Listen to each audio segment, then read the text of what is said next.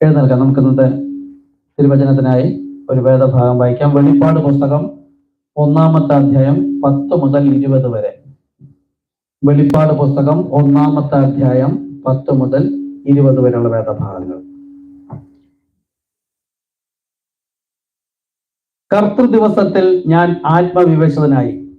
നീ കാണുന്നത് ഒരു പുസ്തകത്തിൽ എഴുതി, എഫസോസ്, സ്മുർന, പെർഗമോസ്, തുയഥേര, സർദീസ്, ഫിലാദൽഫ്യ, ലവോദിക്ക എന്ന 7 സഭകൾക്കും അയക്കുക എന്നിങ്ങനെ കാഹളത്തിന് ഒത്ത ഒരു മഹാനാദം എന്റെ പുറകിൽ കേട്ടു. എന്നോട് സംസാരിച്ച നാദം എന്തെന്ന് കാണുവാൻ ഞാൻ തിരിഞ്ഞപ്പോൾ 7 നിലവിളക്കുകളുടെ നടുവിൽ നിലയങ്കി ധരിച്ച് മാറത്ത് പൊൻകച്ച കെട്ടിയവനായി മനുഷ്യപുത്രനോട് സദൃശനായവനെയും കണ്ടു.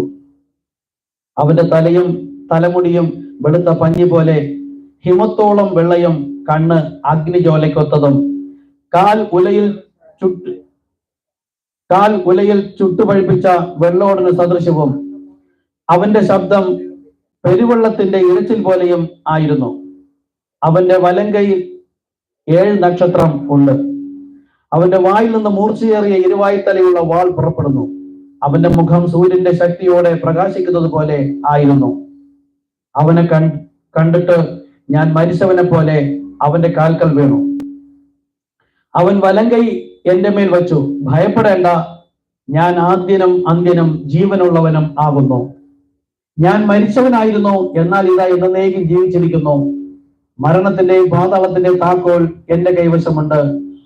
നീ കണ്ടതും ഇപ്പോഴുള്ളതും ഇനി സംഭവിക്കാനുള്ളതും എന്റെ വലങ്കയിൽ കണ്ട 7 നക്ഷത്രത്തിന്റെ മർമ്മവും 7 പൊൻനിളവിളക്കിന്റെ വിവരവും എഴുതുക. 7 നക്ഷത്രം 7 സഭകളുടെ ദൂതന്മാരാകുന്നു. 7 നിലവിളക്ക് 7 സഭകളാകുന്നു എന്ന് കൽപ്പിച്ചു. പ്രാർത്ഥിക്കാം. കരുണയുള്ള കർത്താവേ, 2000 വർഷങ്ങൾക്ക് മുമ്പ് അങ്ങ് മേലാൽ സംഭവിപ്പാനുള്ളതും വേഗത്തിൽ സംഭവിപ്പാനുള്ളതുമായ കാര്യങ്ങൾ പ്രതിരൂപമായി യോഹന്നാന് പ്രദർശിപ്പിച്ചു. യോഹന്നാൻ കാണാൻ പോലും പ്രാപ്തനാകണമെങ്കിൽ അവൻ ആത്മവിവശതയിലാകണമായിരുന്നു. അവൻ കർത്തൃദിവസത്തിലേക്ക് ഉയർത്തപ്പെടണമായിരുന്നു. അങ്ങനെയെങ്കിൽ കർത്താവേ, അങ്ങ് വില്യം മാരിയം ബ്രൻഹാമിലൂടെ ഞങ്ങൾക്ക് നൽകിയിരിക്കുന്ന ദൈവിക രഹസ്യങ്ങൾ ഗ്രഹിച്ച് നാം ആത്മവിവശലാകുന്നതിനായി കർത്താവെ നമ്മെ സഹായിക്കണമേ. നാം നമ്മെ തന്നെ സമർപ്പിക്കുന്നു.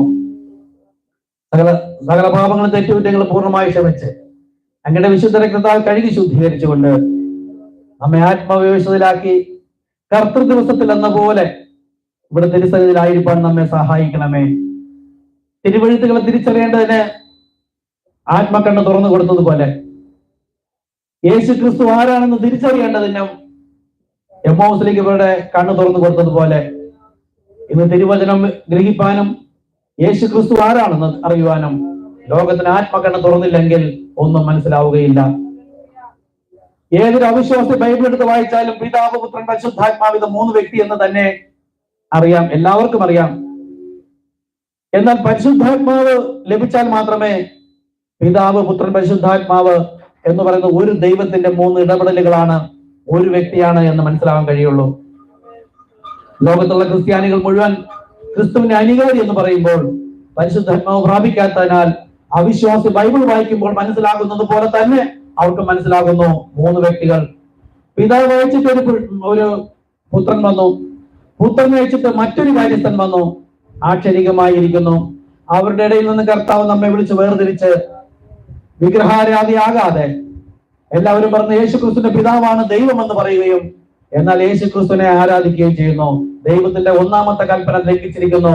ഞാനല്ലാതെ എന്റെ ദൈവം ഉണ്ടാകരുത്, മറ്റൊന്നിനെയും ആരാധിക്കരുത്. കാരണമുള്ള കർത്താവെ, അങ്ങനെ ഒരു കൂട്ടരുടെ ഇടയിൽ നിന്ന് കർത്താവ് നമ്മെ വിളിച്ച് വേർതിരിച്ച് ആത്മാവിലും സത്യത്തിലും വെളിപ്പാടിൽ ആരാധിപ്പാൻ നമ്മെ വിളിച്ചു ചേർത്ത മഹാകൃപയ്ക്കായി നന്ദി. തിരുവചനത്തിലൂടെ ഞങ്ങളോട് സംസാരിക്കാൻ ഞങ്ങൾക്ക് ഗ്രഹിച്ചു തരണമെന്ന് പ്രാർത്ഥിക്കുന്നു. ആത്മാവിന്റെ ഫലം കഴിപ്പാൻ സഹായിക്കണം. യേശു ക്രിസ്തു നാമത്തിൽ തന്നെ. ആമേൻ. ആമേൻ. ഇരിക്കാം എല്ലാവർക്കും.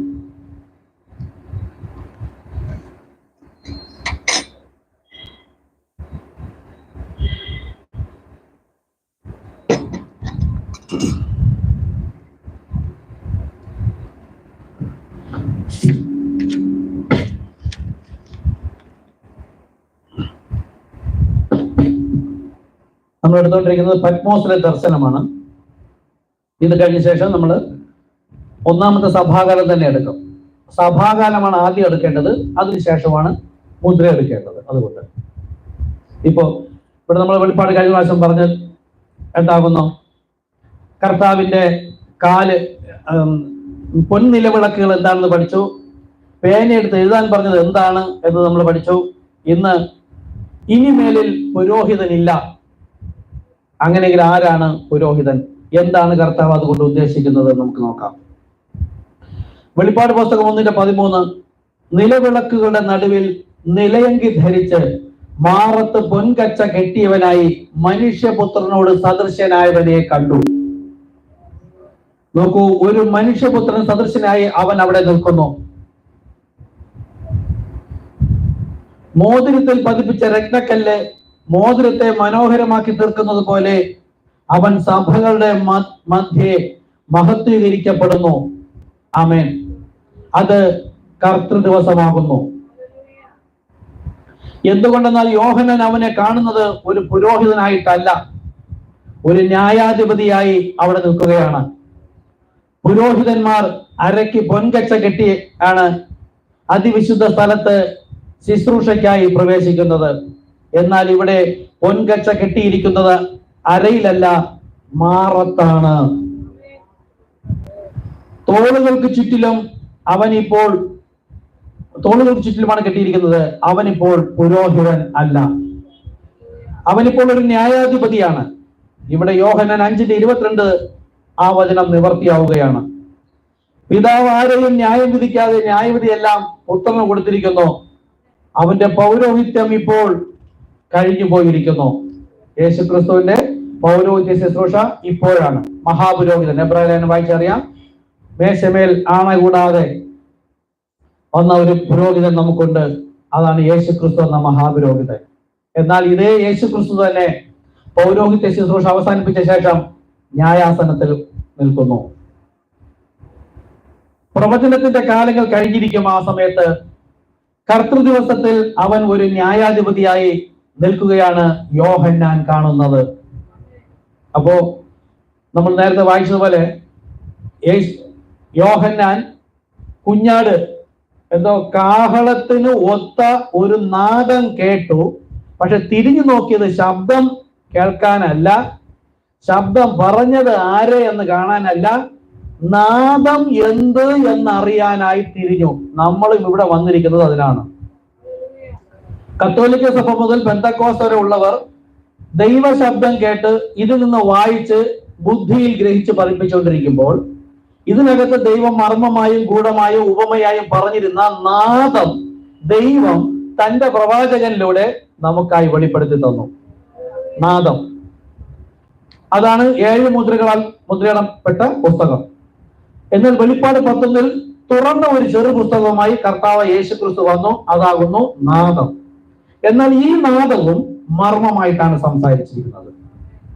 നമ്മളും ഇവിടെ വന്നിരിക്കുന്നത് ഈ സംസാരിച്ചിരിക്കുന്നതിന്റെ ഉള്ളിലുള്ള നാദം കേൾക്കാൻ തിരിഞ്ഞു.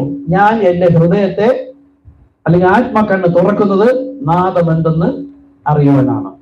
ആ ഒരു പ്രാർത്ഥനയോടെ ആയിരുന്നാൽ നാദം തിരിച്ചറിയും, ദൈവം തിരിച്ചറിയിക്കും. കാര്യം വാക്ക് പറഞ്ഞ വിശ്വസ്തൻ, വാക്ക് മാറാത്തവൻ, തന്നെക്കാൾ വലിയവനായി മറ്റൊരുവൻ ഇല്ലാത്തത് കൊണ്ട് അവൻ തന്നെ കൊണ്ട് തന്നെ ഒരു ആണയാൽ അത് ഉറപ്പിച്ചിരിക്കുകയാണ്.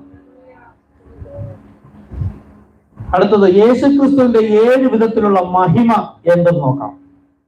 വെളിപ്പാട് പുസ്തകം 1:14 മുതൽ 16 വരെ അതിനെക്കുറിച്ചാണ് പറയുന്നത്.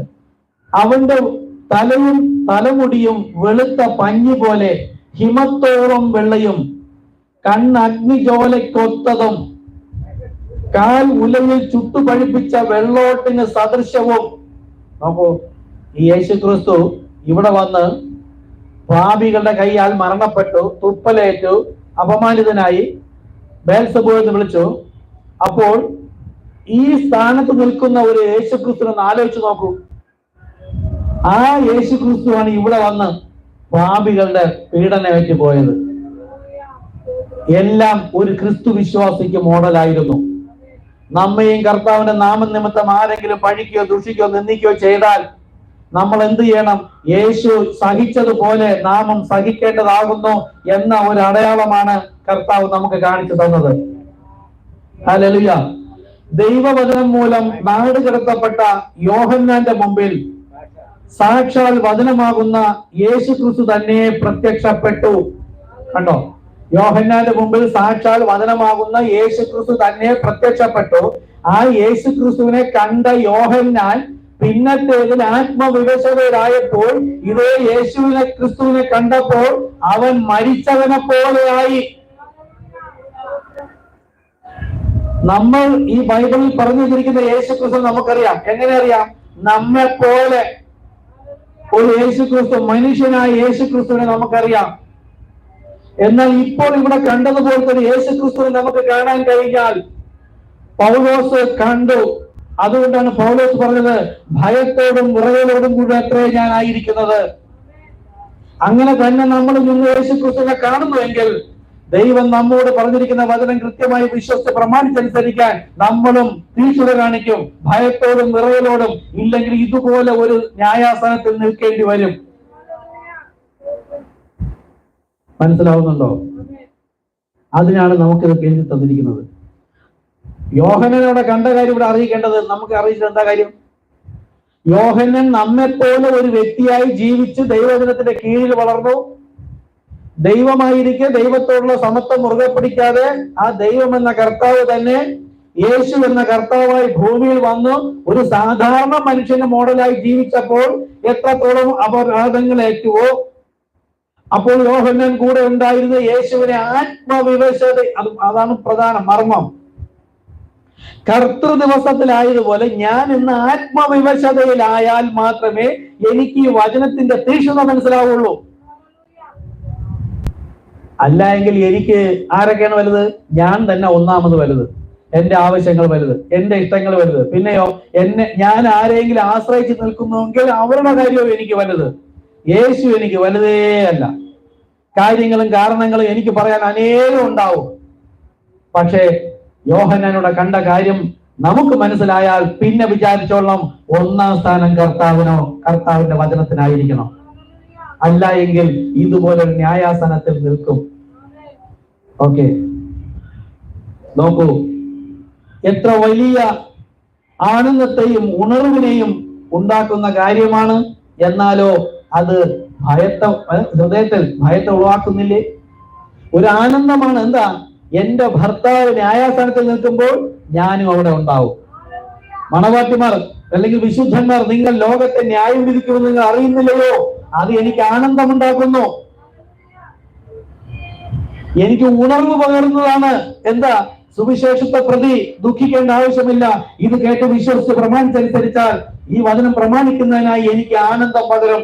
അപ്പോൾ തന്നെ ഈ അവസ്ഥയിൽ നിൽക്കുന്ന കർത്താവിനെ എനിക്ക് കാണാൻ കഴിഞ്ഞാൽ ഭയത്തോടും വിറയലോടും കൂടെ, എന്നാൽ ദൈവ സ്നേഹത്തിൽ നാം എല്ലാം ആയിരിക്കും. അടുത്ത്, ഹിമം പോലെ വെളുത്ത അവന്റെ തലമുടി എന്തിനെയാണ് കാണിക്കുന്നത്? യോഹന്നാൻ ആദ്യമായി കാണുന്നതും എഴുതുന്നതും അവന്റെ തലമുടിയുടെ വെണ്മയെ കുറിച്ചാണ്. അത് ഹിമം പോലെ വെളുത്തതായിരുന്നു. ഈ വെളുത്ത നിറം അവന്റെ പ്രായം നിമിത്തം ഉണ്ടായതല്ല, എന്നാലോ അത് ദൈവത്തിന്റെ വചനം വിശ്വസിച്ച് പ്രമാണിച്ചനുസരിക്കാത്തവർ നിമിത്തമാകുന്നു വെളുത്ത തലമുടി. അപ്പോൾ ദൈവവചനം നമ്മൾ തന്നെ സഭയിലാണെങ്കിലും സഭയിൽ വരണമെന്ന് പറഞ്ഞാലും വചനം വിശ്വസിച്ച് പ്രമാണിച്ചനുസരിക്കണം എന്ന് പറഞ്ഞാലും നമ്മളത് ചെയ്തില്ല എങ്കിലും ഇങ്ങനെ കർത്താവ് വെണ്മയുള്ള ഒരു തലമുടിയായി നിൽക്കേണ്ട ഒരു അവസ്ഥ ഉണ്ടാകും. എന്തുകൊണ്ടാ? ഞാൻ അനുസരിച്ചില്ല എന്ന കാരണം കൊണ്ടാ. അപ്പൊ ലോകത്തിന് വചനം നൽകിയിട്ട് വിശ്വസിച്ച് അനുസരിക്കാത്ത ഒരു കൂട്ടം പേർ ഉള്ളതിനാൽ അവർ നിമിത്തം കർത്താവിന്റെ തലമുടി ഹിമത്തോളം വെണ്മയായിരിക്കുന്നു. പഴയ സിനിമകളിൽ കണ്ടാൽ അറിയാം, ജഡ്ജി ഒരു വെള്ള തലമുടി വെച്ചിരിക്കും. വെള്ള എന്താ കാണിക്കുന്നു? ന്യായവിധിയെ കാണിക്കുന്നു. നമ്മുടെ പ്രവാചകന്റെ തലയ്ക്ക് മുകളിൽ വന്ന അഗ്നിസ്തംഭം എന്ത് കാണിക്കുന്നു? ആ 7 ദൂതന്മാർ ഇറങ്ങി വന്നു സഞ്ചയം വന്നതിന് ശേഷം തിരികെ പോയപ്പോൾ ആ മേഘമെടുത്ത്, ആ വെള്ള മേഘം തിരികെ തലയിൽ ആകാശമില്ലെന്ന് കണ്ടത്. അതിലൂടെ സംസാരിക്കുന്നത് കർത്താവാകുന്നു. അതിന് വിരുദ്ധമായി നിൽക്കുന്നുവെങ്കിൽ ന്യായവിധിയിൽ അകപ്പെടും എന്നതാകുന്നു. ഓക്കെ, ദാനിയേൽ 7:9 മുതൽ 14 വരെ പറഞ്ഞിരിക്കുന്നതും ഈ വചനവും ശരിയായി പോകുന്നു. നോക്കുക. ഞാൻ നോക്കിക്കൊണ്ടിരിക്കെ അവൻ ന്യായാസനങ്ങളെ വച്ചു. വയോധികനായ ഒരുത്തൻ ഇരുന്നു. വയോധികൻ ദൈവം വയസ്സായതല്ല, ആ വെളുത്ത തലമുടിയെ കാണിക്കുന്ന ന്യായാസനത്തിൽ ഇരുന്നു എന്നതാണ്. അവന്റെ വസ്ത്രം, ഇത് ദാനിയേൽ പ്രവാചകന്റെ പുസ്തകം 7:9 മുതൽ 14 വരെ. അവന്റെ വസ്ത്രം ഹിമം പോലെ വെളുത്തതും അവന്റെ തലമുടി നിർമ്മലമായ ആട്ടുരോമം പോലെയും അവന്റെ സിംഹാസനം അഗ്നിജ്വാലയ്ക്കൊത്തതും അവന്റെ രഥചക്രങ്ങൾ കത്തുന്ന തീയുമായിരുന്നു. ഒരു അഗ്നി നദി അവന്റെ മുൻപിൽ നിന്ന് പുറപ്പെട്ടൊഴുകി. 1000 പേർ അവന്റെ മുമ്പാകെ നിന്നു. ന്യായവിസ്താര സഭയിരുന്നു. ആരിരുന്നു? അതാരാണ്? നാം, ഞാൻ എന്ന് പറയാൻ ധൈര്യമുണ്ടാകണം. പ്രവാചകൻ പറഞ്ഞുകൊണ്ടിരിക്കെ കർത്താവ് ഇന്ന് വന്ന് ചോദിച്ചാൽ, യേശു ചോദിച്ചു, ആർ എന്നെ കുറിച്ച് പാപബോധം വരുത്തും? ഇങ്ങനെ ചോദിക്കാൻ നമുക്ക് പറ്റുമോ? ഭൂമിയിൽ ഒരു മനുഷ്യന് പറ്റുമെന്ന് തോന്നുന്നില്ല. എങ്കിലും നമ്മൾ മാക്സിമം വചനത്തോടുകൂടി ആയിരിക്കുക. അങ്ങനെയാണെങ്കിൽ ഈ ന്യായവിധി നാളിൽ ന്യായവിധി സഭ ഇരുന്നു എന്ന് പറയുന്നത് തന്റെ സഭ എന്ന കാന്ത എന്ന വിശുദ്ധൻ എന്ന നാമാകുന്നു യേശുവിനോടൊപ്പം ഇരിക്കുന്നത്. അവന്റെ ഓക്കെ, ഞാൻ അന്നേരം നോക്കി അവൻ മൃഗത്തെ കൊല്ലുകയും അതിന്റെ ഉടലിനെ നശിപ്പിച്ച് തീയിലിട്ട് ചുട്ടുകളയുകയും ചെയ്യുവോളാം ഞാൻ നോക്കിക്കൊണ്ടിരുന്നു. എന്തിനാണ്? പഴയ നിയമകാലത്ത് പാപപരിഹാര മാർഗത്തിനായി ഒരു ജീവിയെ കൊല്ലണം, അതിന്റെ ഉടൽ കത്തിക്കണം. എവിടെ കൊണ്ട് കത്തിക്കണം? പാളയത്തിന് പുറത്ത്. നമുക്കൊരു മെസ്സേജ് ഉണ്ട്, പാളയത്തിന് പുറത്തേക്ക് പോവുക എന്ന്. യേശുവിനെ ക്രൂശിക്കുന്ന സമയത്ത് ഏകദേശം 4 ദിവസം മുൻപേ യേശുവിനോട് പ്രവേശിപ്പിച്ചു. ക്രൂശിൽ കൊല്ലുന്നതിന് മുൻപായിട്ട് 4 ദിവസം മുമ്പ് കർത്താവ് അവിടെ ഉണ്ടായിരുന്നു. എന്തിനാണെന്ന് അറിയാമോ? നമ്മളും ഒരു യാഗം ദൈവത്തിന് സമർപ്പിക്കുകയാണെങ്കിൽ അത് ഊനമില്ലാത്തതായിരിക്കണം. മോഷണ വസ്തു ആകാൻ പാടില്ല, ലോട്ടറി അടിച്ചതും ആകാൻ പാടില്ല. പ്രവാചകൻ പറഞ്ഞു, ലോട്ടറി എടുക്കുന്നത് അനേകരുടെ കണ്ണുനീരാണത്, അത് ശാപമാണ്. ആ ലോട്ടറി അടിച്ച, ഫസ്റ്റ് പ്രൈസ് അടിച്ചവരുടെ ചരിത്രം ഒന്ന് നോക്കുക. ഇതൊക്കെ പത്രങ്ങളൊക്കെ വരാറുണ്ട്. 6, 7, 8 കോടി രൂപ മുമ്പ് അടിച്ചവരെല്ലാം ഇന്ന് വളരെ കഷ്ടത അനുഭവിക്കുകയാണ്, ഒന്നും ഗുണപ്പെട്ടില്ല. അപ്പോൾ അത് ശാപത്തിൻ്റെതാണ്. ലോട്ടറിയുടെ പൈസ അത് ദശാംശമായിട്ടൊന്നും കൊണ്ടൊന്നും വയ്ക്കരുത്. ഇവിടെ നോക്കൂ, അതിനെ ചുട്ടുകളയുക എന്ന് പറഞ്ഞാൽ എന്താണ്? യാഗം കഴിപ്പിക്കുകയാണ്. അപ്പൊ യേശു ക്രിസ്തുവിനെ അവിടെ പ്രവേശിപ്പിച്ചത് എന്തിനാണ്? യാഗവസ്തുവാകുന്നു യേശു ക്രിസ്തു എന്ന ശരീരം. ആ ശരീരം ഊനമില്ലാത്തതാകണം, കളങ്കമില്ലാത്തതാകണം. വിശുദ്ധന്മാർക്ക്, സഭാ ശുശ്രൂഷകന്മാർക്ക് യോഗ്യത, അത് ദൈവത്തിന് യോഗ്യതയുള്ളതാകണം. ഇല്ല എങ്കിൽ യാഗം ദൈവം സ്വീകരിക്കുകയില്ല. നമ്മൾ എങ്ങനെയുള്ള പൈസകൾ കൊണ്ടുവച്ചാലും അത് കൂടെ പഠിപ്പിക്കാനിരുന്നതാണ്. അബ്രഹാം ലോത്തിന്റെ ജനത്തെ പിടിച്ചുകൊണ്ട് പോയപ്പോൾ അബ്രഹാം ചെന്ന് അവരെ ജയിച്ച് വിജയശ്രീലാളിതനായി മടങ്ങി വരുമ്പോഴാണ് മൽക്കീസദേക്ക് പ്രത്യക്ഷപ്പെട്ടത്. ആരാകുന്നു മൽക്കീസദേക്ക്? ദൈവം സ്വയം. അപ്പോൾ ജയിച്ച് ജയാളിയായി മടങ്ങി വരുന്നവന് മൽക്കീസദേക്ക് സന്ദർശിച്ച് അപ്പവും വീഞ്ഞും കൊടുത്തു. അപ്പോൾ അബ്രഹാം അവന് ദശാംശം കൊടുത്തു. അപ്പോൾ അപ്പവും വീഞ്ഞും കഴിക്കാനുള്ളത് ആരാണ്? ദൈവത്തിന്റെ വചനം പറയുന്നത് പോലെ വിശ്വസിച്ച് പ്രമാണിച്ച് അനുസരിച്ച് ജയിച്ചവരാണ് തിരുവത്താഴം കഴിക്കാനുള്ളത്. അബ്രഹാം അവിടെ പോയി ജയിച്ചു മടങ്ങി വന്ന് വഴിക്ക് ദൈവം തന്നെ ഇറങ്ങി വന്ന് അപ്പവും വീഞ്ഞും കൊടുത്തു. അപ്പോൾ അവൻ ദശാംശം കൊടുത്തു. അപ്പോൾ ജയിച്ചവനാണ്. അതായത് വചനം വിശ്വസിച്ച് പ്രമാണിച്ചനുസരിക്കാനായി നമുക്ക് ഓരോ വചനം തരുമ്പോൾ ആ വചനത്തെ ലംഘിക്കുന്നതിന് വേണ്ടുന്ന എല്ലാ സാഹചര്യവും നമ്മുടെ ചുറ്റിൽ എപ്പോഴും ഉണ്ട്. എങ്കിലും അതിൽ പെട്ടുപോകാതെ വിശ്വസ്തനായി ഇരുന്ന് ജയിക്കുന്നു എങ്കിൽ തിരുവത്താഴം കഴിക്കാം. അപ്പോൾ ദൈവം അതിൽ പ്രസാദിക്കും. അങ്ങനെയുള്ളവർ ജയിച്ച വ്യക്തിയാണ് ദശാംശം കൊടുക്കുവാനുള്ളത്. ഓക്കെ, അങ്ങനെയാണെങ്കിൽ അതിന്റെ ലാസ്റ്റിലത്തെ പ്രയറിന് നമ്മെ തന്നെ യാഗവസ്തു ആണ് നമ്മൾ സമർപ്പിക്കും. അപ്പൊ നമ്മളും യാഗമായി ദൈവസന്നിധിയിൽ വരുന്നതിന് മുമ്പ്, അതിനാണ് ഈ പുൽപ്പറ്റ് വെച്ചിരിക്കുന്നത്. നമ്മൾ സാധാരണ ചെയ്യുന്നത്, നാം സകലവിധ പാപങ്ങളും, വാക്ക്, നോട്ടം, ചിന്ത, പ്രവൃത്തികൾ എല്ലാം നമുക്ക് തെറ്റിപ്പോകും ഓരോ നിമിഷവും. അത് പുൽപ്പറ്റിൽ വന്ന് കർത്താവിനോട് ഏറ്റുപറഞ്ഞ് ഹൃദയശുദ്ധിയോടുകൂടെ ഇരിക്കുമ്പോൾ ലാസ്റ്റ് വചനം കേട്ട് വിശ്വസിച്ചിട്ട് ലാസ്റ്റ് നമ്മൾ സമർപ്പിക്കുന്ന പ്രാർത്ഥനയാകുന്നു യാഗം. അപ്പോൾ ആ ലാസ്റ്റ് പ്രയറിന് മുമ്പ് നാം നമ്മുടെ പാപം ഏറ്റുപറഞ്ഞ് ഉപേക്ഷിച്ച് ദൈവത്തോട് നിരപ്പ് പ്രാപിച്ചില്ല എങ്കിൽ ഇന്നത്തെ വരവും എന്റെ ലാസ്റ്റത്തെ പ്രാർത്ഥന എന്ന യാഗവും ദൈവം സ്വീകരിക്കുകയില്ല. അപ്പോൾ ഇവിടെ ദാനിയേല് ആ മൃഗത്തെ കൊന്ന് അതിന്റെ രക്തം ചീന്തിക്കളഞ്ഞ് യാഗവസ്തുവിനെ കത്തിച്ച് തീർക്കുവോളം ഞാൻ നോക്കിക്കൊണ്ടിരുന്നു എന്ന് പറഞ്ഞാൽ യാഗവസ്തു നാം ആകുന്നു. യാഗം ലാസ്റ്റ് വചനം കേട്ട് വിശ്വസിച്ച് പ്രമാണിച്ചനുസരിക്കാൻ നാം നമ്മെ തന്നെ സമർപ്പിക്കുന്ന സമർപ്പണമാകുന്നു യാഗം. ആ യാഗത്തിൽ കപടത ഉണ്ടോ ഇല്ലോ എന്ന് കർത്താവിനറിയാം. കാരണം കർത്താവ് ഹൃദയങ്ങൾ നോക്കുന്നു. എന്നിട്ടോ ഈ യാഗവസ്തുവിനെ കത്തിക്കേണ്ടത് എവിടെയാണ്? പാളയത്തിന് പുറത്ത്. നമ്മൾ മെസ്സേജ് ഉണ്ട്, പാളയത്തിന് പുറത്തേക്ക് പോവുക എന്നത്. ഓക്കെ. ശേഷം മൃഗങ്ങളോ അവയുടെ ആധിപത്യത്തിന് നീക്കം സംഭവിച്ചു. ആമേൻ. എന്താണ് ഈ മൃഗങ്ങളെയും പ്രാവിനെയും കാട്ടുകൊറ്റന്മാരെയും യാഗം കൊടുത്തുകൊണ്ടിരുന്നത് ഒരു കാലം വരെ ആയിരുന്നു. അതിന് നീക്കം സംഭവിച്ചു. എന്നിട്ടും അവയുടെ ആയുസ് ഒരു സമയത്തേക്കും കാലത്തേക്കും നീണ്ടു നിന്നു. മനസ്സിലാവുന്നോ? ഹമ്മിയുണ്ടോ ബ്രദർ? ചെറിയ ഒരു ഇതില്ലേ, അല്പം കുറച്ചോളൂ. രാത്രി ദർശനത്തിൽ മനുഷ്യപുത്രനോട് സദൃശനായ ഒരുത്തൻ. ഓക്കെ, ശരിയായി. എന്തോ എക്കോ കുറച്ചാ? എക്കോ കുറച്ച്. രാത്രി ദർശനത്തിൽ മനുഷ്യപുത്രനോട് സദൃശനായ ഒരുത്തൻ ആകാശ മേഘങ്ങളോട് വരുന്നത് കണ്ടു. അവൻ വയോധികന്റെ അടുക്കൽ ചെന്ന് അവർ അവനെ അവന്റെ മുമ്പിൽ അടുത്തു വരുമാറാക്കി. സകല വംശങ്ങളും ജാതികളും ഭാഷക്കാരും അവനെ സേവിക്കേണ്ടതിന് അവൻ ആധിപത്യവും മഹത്വവും രാജ്യത്വവും ലഭിച്ചു. ആരൊക്കെ ശ്രദ്ധിച്ചു വെക്കുക. സകല വംശങ്ങളും ജാതികളും ഭാഷക്കാരും അവനെ സേവിക്കേണ്ടതിന്, കർത്താവിനെ സേവിക്കേണ്ടതിന്, സകല ജനങ്ങളും സേവിക്കേണ്ടതിന് ആധിപത്യവും മഹത്വവും ബഹുമാനവും സ്തോത്രവും സ്തുതിയും കർത്താവ് യേശുക്രിസ്തുവിന്. അവന്റെ ആധിപത്യം നീങ്ങിപ്പോകാത്തതും നിത്യാധിപത്യവും അവന്റെ രാജ്യത്വം നശിച്ചു പോകാത്തതുമാകുന്നു. ആമേൻ.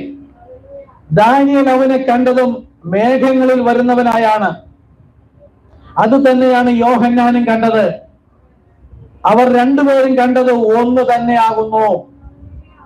ഹല്ലേലൂയ. ആ ന്യായാധിപൻ മാറത്ത് പൊൻകച്ച കെട്ടിയിരുന്നു. നിർമ്മലനും വിശുദ്ധനുമായി ജ്ഞാനം നിറഞ്ഞവനായി ലോകത്തെ നീതിയോടെ ന്യായം വിധിക്കുന്നതിന് തക്ക യോഗ്യതയുള്ളവനായി അവൻ അവിടെ നിൽക്കുന്നതായാണ് രണ്ടുപേരും കണ്ടത്. അപ്പോൾ അരയിൽ ഒരിക്കൽ കെട്ടിയിരുന്നത് ഇപ്പോൾ എവിടെയായി? മാറത്തായി. ജയിച്ചു കഴിഞ്ഞു. പുരാതന കാലങ്ങളിൽ ന്യായാധിപന്മാർ ന്യായവിസ്താര സഭയിൽ ഹാജരാകുന്നത് വെളുത്ത ഒരു കൃത്രിമ തലമുടിയും നീളമുള്ള അങ്കിയും ധരിച്ചാണ്. ഓക്കെ, ജഡ്ജിമാര് അങ്ങനെ ധരിച്ചിരുന്നു. അതെന്തിനാണെന്ന് വെച്ചാൽ ന്യായ തീർപ്പ് കൽപ്പിക്കുന്നതിന്. ഓക്കെ, അടുത്തത് അഗ്നിജ്വാലയ്ക്കൊത്ത കണ്ണ് എന്തിനെ കാണിക്കുന്നു?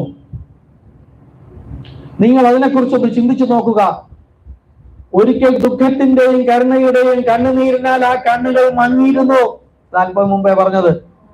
വെള്ളോട്ടിന് സദൃശവും സൂര്യന്റെ ശോഭയുമായി മുഖം സൂര്യനെ പോലെ നിന്ന യേശുക്രിസ്തു ഒരിക്കൽ പാപികളാൽ പീഡനമേറ്റിട്ടും ഒന്നും മിണ്ടാതെ നിന്ന അതേ യേശുക്രിസ്തു തന്നെയാകുന്നു ഈ മുഖം സൂര്യനെ പോലെയും കാൽ തീത്തൂണ് പോലെയും ന്യായാധിപ സംഘത്തിൽ നിൽക്കുന്നത്. നോക്കൂ, അവന്റെ കണ്ണ് ഇപ്പോൾ അഗ്നിജ്വാലയ്ക്കൊത്ത കണ്ണുകൾ. എന്തുകൊണ്ടാണെന്ന് നോക്കുക. ഒരിക്കൽ ലാസറിന്റെ ശവക്കല്ലറയിൽ വെച്ച് സ്നേഹത്താൽ ആ കണ്ണുകൾ നിറഞ്ഞു. ക്രൂശിന്മേൽ തറച്ച കൊലപാതകികളുടെ ദുഷ്ടത നോക്കാതെ ആ കണ്ണുകൾ ദുഃഖത്താൽ നിറയപ്പെട്ടു.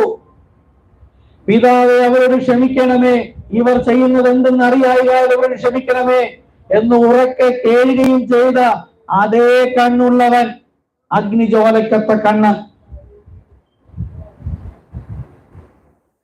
അതൊരു ന്യായാധിപന്റെ കണ്ണുകളാകുന്നു.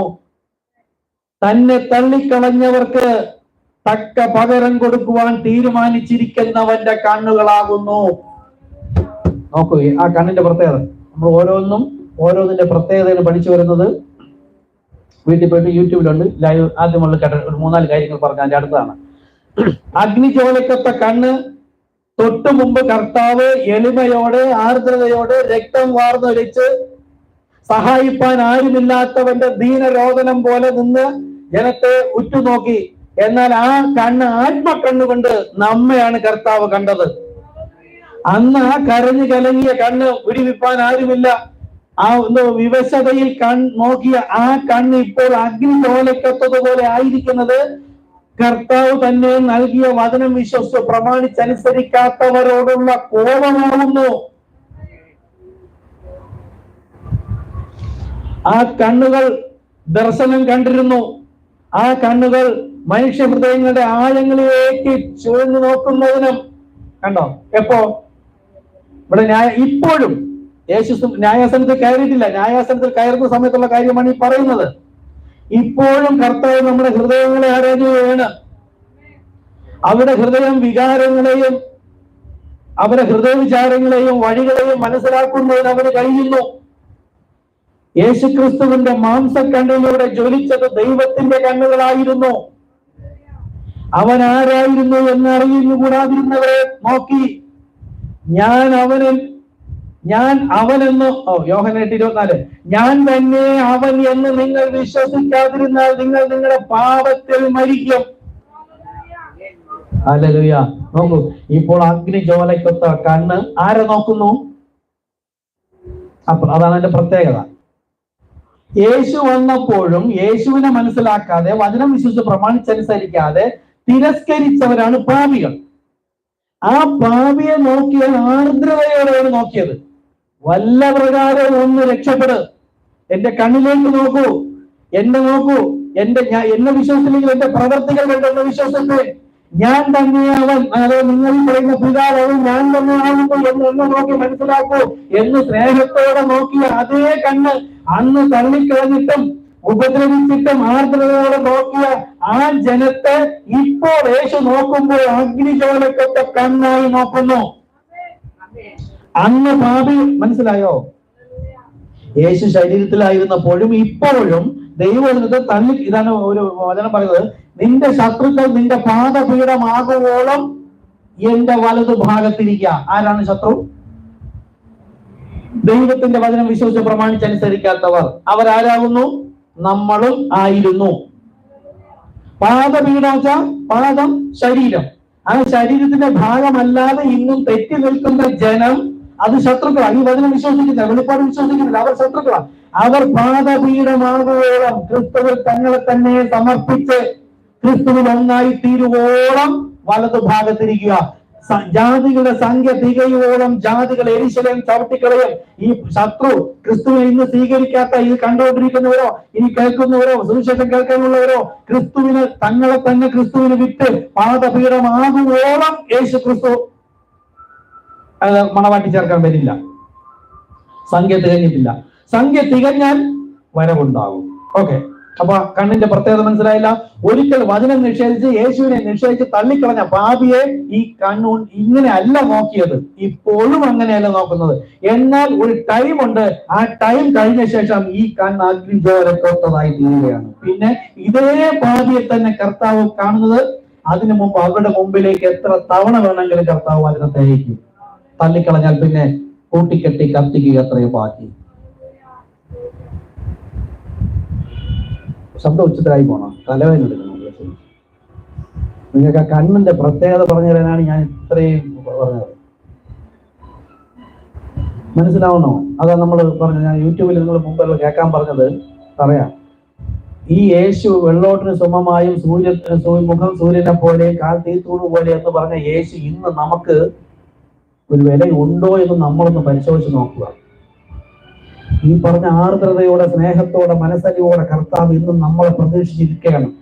നമ്മൾ വചനം വിശ്വസിക്കും, പ്രമാണിച്ചനുസരിക്കുമെന്നത് എത്ര തവണ പറഞ്ഞിട്ട് കേൾക്കാതെ വരുമ്പോൾ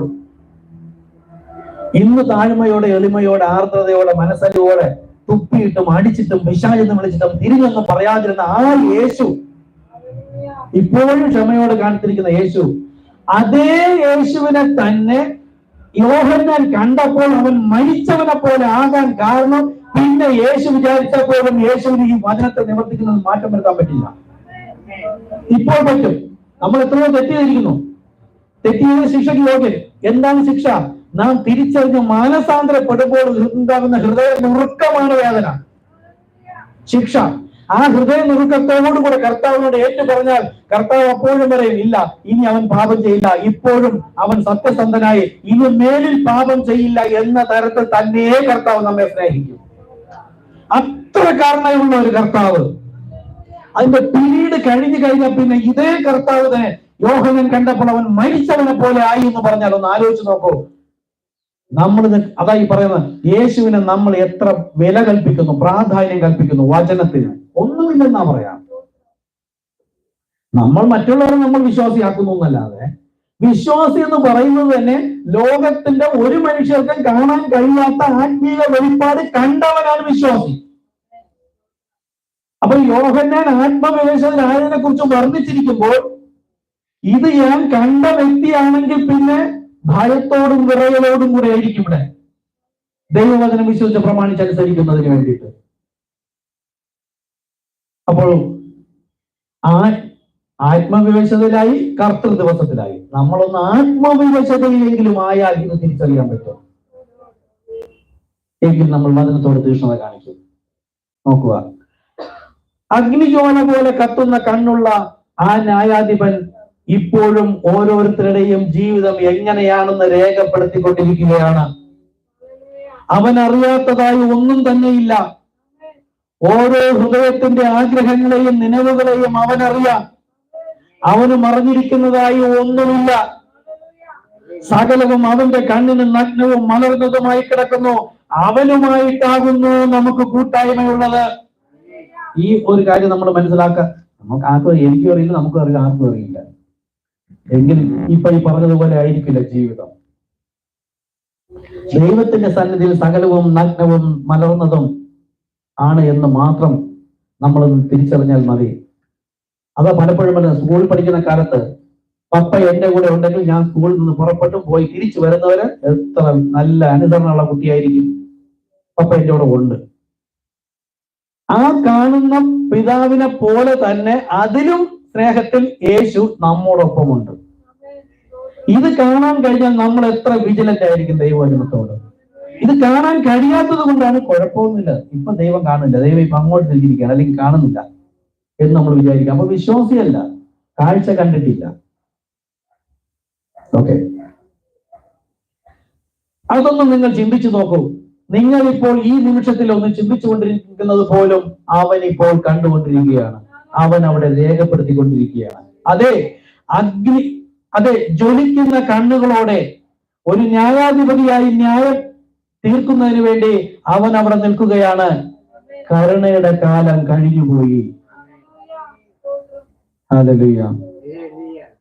ഇനിയും ശേഷിച്ചിരിക്കുന്നത് അല്പകാലം മാത്രം. കാലമെന്ന് ഇനി പറയാൻ പറ്റില്ല. അടുത്തത്, വെള്ളോടിന് സദൃശ്യമായ കാലുകൾ എന്താ കാണിക്കുന്നത് നോക്കുക. കാൽ ഉലയിൽ ചുട്ടു പഠിപ്പിച്ച വെള്ളോടിന് സദൃശ്യവും. വെള്ളോടിന് താമ്രം. അതിന്റെ കാഠിന്യത്തിന് താമ്രം എന്ന് പറയുമ്പോൾ കാഠിന്യത്തെ കാണിക്കുകയാണ്. ദാനിയേൽ കണ്ട ദർശനത്തിലും ഇതുപോലെ ഒരെണ്ണമുണ്ട്. അതുപോലെ കടുപ്പമേറിയ മറ്റൊന്നില്ല. എന്നാൽ അവിടെ പറയുന്ന കാൽ കൂടുതൽ പ്രാധാന്യം അർഹിക്കുന്നു. എന്തുകൊണ്ടെന്നാൽ അത് ഉലയിൽ ചുട്ടു പഴിപ്പിച്ചെടുത്ത കഠിന പരീക്ഷയിൽ അതിജീവിച്ചവരെ കാണിക്കുന്നു. കാൽ ആരെ കാണിക്കുന്നു? കാൽ ആരെ കാണിക്കുന്നു? കഠിനമായ ശോധന വന്ന് ജയിച്ചവരെ കാണിക്കുന്നു. എന്നാൽ ഈ കാൽ തീ പോലെ ചുട്ടു പഴിപ്പിച്ചെന്തിനാണ്?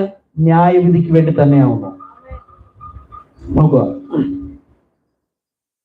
താമ്രം ദൈവിക ന്യായവിധിയെ കുറിക്കുന്നു. മോശ മരുഭൂമിയിൽ സർപ്പത്തെ ഉയർത്തിയതുപോലെ മനുഷ്യപുത്രനെ ഉയർത്തേണ്ടതാകുന്നു. അവനിൽ വിശ്വസിക്കുന്ന ഏവനും നശിച്ചു പോകാതെ നിത്യജീവൻ പ്രാപിക്കേണ്ടതിന് ദൈവം അവന് നൽകുവാൻ തക്കവണ്ണം ലോകത്തെ സ്നേഹിച്ചു. നോക്കൂ, മോശ മരുഭൂമിയിൽ സർപ്പത്തെ ഉയർത്തിയതുപോലെ എന്ന് പറഞ്ഞാൽ യേശുക്രിസ്തുവിന്റെ വരവിൽ ലോകം എങ്ങനെയാകും എന്ന് പറയുന്നു? നോഹയുടെ കാലം പോലെ. നോഹയുടെ കാലം പോലെ എന്ന് പറഞ്ഞാൽ ഒരു പോയിന്റ് പ്രധാനം മനസ്സിലാക്കുക. നോഹയുടെ കാലത്ത് ദൈവവചനം കേട്ട് വിശ്വസിച്ച് പ്രമാണിച്ചനുസരിക്കാത്തവരെ കൊല്ലുന്നത്, മോശയുടെ കാലത്ത് ദൈവവചനം വിശ്വസിച്ച് പ്രമാണിച്ചനുസരിക്കാത്തവരെ കൊല്ലുന്നതിനാണ് വിഷസർപ്പത്തെ അയച്ചത്. ആ വിഷസർപ്പത്തെ ഉപയോഗിച്ച് കൊന്നുകൊണ്ടിരിക്കുമ്പോൾ ഒരുത്തൻ രക്ഷ പ്രാപിക്കണമെങ്കിൽ അവിടെ നിറയെ വിഷപ്പാമ്പാണ്. അതിനെ നോക്കാതെ നടക്കാൻ കഴിയില്ല. അതിന് ചവിട്ടിയാൽ അത് കടിക്കും, മരിക്കും. അപ്പൊ ഈ കാലവും നോഹയുടെ കാലം പോലെ ആകുമെന്ന് പറഞ്ഞാൽ ഇന്ന് അവിടെ നടന്നൊരു പ്രധാനം എന്താ? ഈ പാമ്പിനെ ചവിട്ടാതെ നടന്നാൽ മാത്രമേ, അതിൽ നോക്കി ചവിട്ടാതെ നടന്നാലേ ജീവൻ പ്രാപിക്കുള്ളൂ. എന്നാൽ ദൈവം പറഞ്ഞത് മുകളിലേക്ക് നോക്കിയാൽ ജീവൻ പ്രാപിക്കുമെന്ന്. അപ്പോൾ എന്താണ്? നീ മുകളിലേക്ക് നോക്കിയാൽ ഈ ലോകപ്രകാരം നീ മരിക്കും, പാമ്പ് കടിക്കും. കർത്താവായ യേശു ക്രിസ്തു ആണെന്ന് നോക്കേണ്ടത്. യേശു ക്രിസ്തുവിനെ വിശ്വസിക്കുകയും അതിനെ വിശ്വസിച്ച് പ്രമാണിച്ചനുസരിക്കുകയും ചെയ്താൽ ഈ ലോകപ്രകാരം നമ്മെ ജനം കൊല്ലും. വിശ്വാസികൾ എന്ന് പറയുന്നവരും കൂടെ ഉള്ളവരും മറ്റു ക്രിസ്ത്യാനികളും പെന്തക്കോസ്തുകാരും നമ്മൾ ഉപദ്രവിക്കും, ലോകപ്രകാരം മരിച്ചു എന്ന് തന്നെ വിശ്വസിക്കും. പക്ഷെ നമ്മളോ യേശു ക്രിസ്തു ജീവിക്കുകയാണ്. ലോകപ്രകാരം തറയിൽ നോക്കി നടന്നാൽ ജീവൻ പ്രാപിക്കും. ദൈവം പറഞ്ഞത് ഇങ്ങനെ, ദൈവം പറഞ്ഞത് കേട്ട് അനുസരിക്കുന്നത് കൊണ്ട് മരിക്കേണ്ടി വന്നാലും നീ ജീവിക്കും. ജീവിച്ചിരുന്ന വിശ്വസിക്കുന്നവൻ മരിച്ചാലും ജീവിക്കും. അപ്പോൾ മരിക്കാതിരിക്കണമെങ്കിൽ ആ കാലത്തിന്റെ ബുദ്ധിക്ക് വിരുദ്ധമായി ചെയ്യണം. ഇതാണ് മർമ്മം. ഈ കാലത്തെ ബുദ്ധി എന്താണ്? പിതാവ് വേറെ, പുത്രൻ വേറെ, പരിശുദ്ധാത്മാവ് വേറെ. യേശുവാണ് നമുക്ക് വേണ്ടി വരുന്നത്. യേശു പറഞ്ഞാണ് കേൾക്കേണ്ടത്. പിതാവ്, പുത്രൻ, പരിശുദ്ധാത്മാവെന്ന സ്നാനം മതി. അത് ഈ ലോകത്തിന്റെ ബുദ്ധിപരമായിട്ട്. എന്നാൽ ജീവൻ പ്രാപിക്കണമെങ്കിൽ ലോകം പഠിപ്പിക്കുന്ന ബുദ്ധിപരമായ കാര്യമല്ല. മോശ മരുഭൂമിയിൽ സർപ്പത്തെ ഉയർത്തിയതുപോലെ യേശു ക്രിസ്തുവിനെ നോക്കണമെങ്കിൽ അവൻ ആദ്യം ഇവിടെ മരിക്കണം. പാപസംബന്ധമായി മരിക്കണം. മരിച്ചു കഴിഞ്ഞാൽ അവന് യേശു ക്രിസ്തു നാമത്തിൽ കൊണ്ട് നടക്കം ചെയ്യണം. അങ്ങനെ യേശു ക്രിസ്തു നാമത്തിൽ മരിച്ച് പാപമോചനത്തിനായി സ്നാനപ്പെട്ടാൽ അവന് പരിശുദ്ധാത്മാവ് ലഭിക്കും. അവനാണ് ജീവനിലേക്ക് പോകുന്നത്. അപ്പൊ ഈ കാലത്ത് ഭൂമി മുഴുവനും ബുദ്ധിപരമായി നിൽക്കുന്നതിന് വിരുദ്ധമായിരിക്കും ഈ കാലത്തിന്റെ വെളിപ്പാടും കേട്ട് വിശ്വസിക്കുന്നവൻ. മാത്രമല്ല, ഈ നോഹ ഒരു പ്രവാചകനായിരുന്നു. നോഹയുടെ കാലം പോലെ എന്ന് പറഞ്ഞാൽ നോഹയുടെ കാലത്ത് ഒരുവൻ വിളിച്ചു പറഞ്ഞത് കേൾക്കാത്ത സകലവരെയും കൊന്നു കളഞ്ഞുവെങ്കിൽ ഇന്നും അന്ത്യകാലം ദൈവം ഒരുവനെ ഉപയോഗിക്കും. അവനോട് സംസാരിക്കുന്നത് കർത്താവ് തന്നെ ഇപ്രകാരം പറയുന്നു. അത് കേൾക്കാത്ത എല്ലാവർക്കും മരണം ഉറപ്പ്. അതിനാണ് ഈ തലയിൽ മേഘം ഉടുത്തും ആകാശത്തിൽ കണ്ട് ആ 7 ഏഞ്ചൽ തിരികെ പോകുമ്പോൾ തലയിൽ മേഘം കണ്ടതും അതിന്റെ വിവരണമാണ് നമ്മൾ ആദ്യം പറഞ്ഞു തീർക്കുന്നത്. അതിന്റെ ഉള്ളിൽ കണ്ടത് യേശു ക്രിസ്തു ദൈവത്തെയാണ് കണ്ടത്. ആ ദൈവം സംസാരിക്കുന്നതിന് വിരുദ്ധമായി ആര് ജീവിച്ചിരുന്നാലും മരണം ഉറപ്പാണ്. ഓക്കെ, നോക്കൂ, അവനിൽ വിശ്വസിക്കുന്നവന് ന്യായവിധിയില്ല. അവന്റെ നാമത്തിൽ വിശ്വസിക്കാതെയാൽ തന്നെ ന്യായവിധി വന്നു കഴിഞ്ഞു. ഇവരെല്ലാം യേശു ക്രിസ്തു വിശ്വസിക്കുന്നു. പക്ഷെ യേശു ക്രിസ്തുവിന്റെ നാമത്തെ വിശ്വസിച്ചിരുന്നെങ്കിൽ ആ നാമത്തിന്റെ പ്രാധാന്യം മനസ്സിലാക്കി വാക്കിനാലോ ക്രിയയാലോ എന്ത് ചെയ്താലും സകലവൻ കർത്താവായ യേശു ക്രിസ്തു നാമത്തിൽ ചെയ്യുമെന്ന് പറഞ്ഞ സ്നാനവും യേശു ക്രിസ്തു നാമത്തിൽ ചെയ്യുമായിരുന്നു. അപ്പോൾ അവനെ കൈക്കൊണ്ട് അവന്റെ നാമത്തിൽ വിശ്വസിക്കായകയാൽ തന്നെ ന്യായവിധി വന്നു കഴിഞ്ഞു. അവന്റെ നാമത്തിൽ അവർ വിശ്വസിക്കുന്നില്ല, അതിനാൽ ന്യായവിധി വന്നു കഴിഞ്ഞു. അവരുടെ പ്രവൃത്തികൾ ദോഷമുള്ളത് എന്തുകൊണ്ട്? ആ നാമത്തിൽ അല്ലാത്തത് കൊണ്ട് തന്നെ. അതാണ് നമ്മൾ വെളിപ്പാട് മത്തായി 7 പറഞ്ഞ അധർമ്മം പ്രവർത്തിക്കുന്നവരെ എന്നെ വിട്ടു പോകുവാൻ. കർത്താവായ യേശു ക്രിസ്തു നാമത്തിൽ അല്ലാതെ എല്ലാ പ്രവൃത്തിയും അധർമ്മം എന്ന് തന്നെയാണ് ദൈവം കാണുന്നത്. യഹോവ മോശയോട് ഒരു അഗ്നിസർപ്പത്തെ ഉണ്ടാക്കി കൊടിമരത്തിന്മേൽ തൂക്കുക, കടിയേൽക്കുന്നവർ ആരെങ്കിലും അതിനെ നോക്കിയാൽ ജീവിക്കുമെന്ന് പറഞ്ഞു.